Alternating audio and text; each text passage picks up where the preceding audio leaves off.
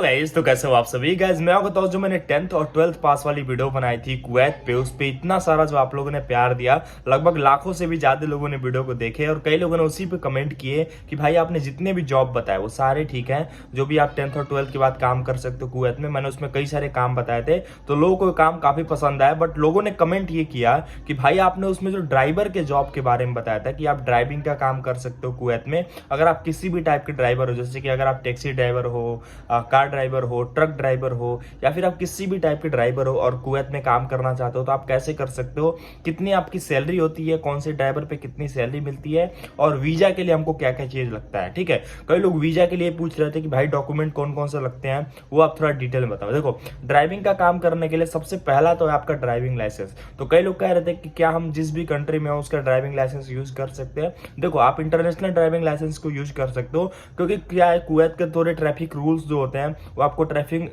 जो जो हर कंट्रीज की अलग अलग तरीके होते हैं, गाड़ियों की अलग अलग रूल्स होते हैं, उस हिसाब से आपको ड्राइविंग करना होता है। ठीक है, तो कुवैत में आपको ड्राइविंग स्कूल ज्वाइन करना पड़ेगा, जिसमें आपको ड्राइविंग के कुछ नियम, कुछ रूल्स बताए जाते हैं, उसके बाद ही आप ड्राइविंग के लिए एलिजिबल होते हो, जिसमें आपकी प्रैक्टिकल टेस्ट भी होती है और थ्योरेटिकल टेस्ट भी होती है। बेसिकली आपका ड्राइविंग टेस्ट भी होता है, नाइट में ड्राइविंग टेस्ट होती है, डे में ड्राइविंग टेस्ट होती है, उसके बाद जाकर के आपको ड्राइविंग के लिए एलिजिबल किया जाता है। ठीक है, तो ये चीजें भी जरूरत पड़ती है ड्राइविंग में। ठीक है, अब बात करते हैं वीजा के लिए कौन कौन से डॉक्यूमेंट लगते हैं। वीजा के लिए बेसिकली डॉक्यूमेंट है वो है, पहला आप लोग का आपका वैलिड पासपोर्ट जो काफी जरूरी है। सेकंड, आपका 10th और 12th पास के सर्टिफिकेट्स जो काफी जरूरी हैं। थर्ड है आपका पुलिस सर्टिफिकेट, आपका अपना ड्राइविंग लाइसेंस, आपका अपना पर्सनल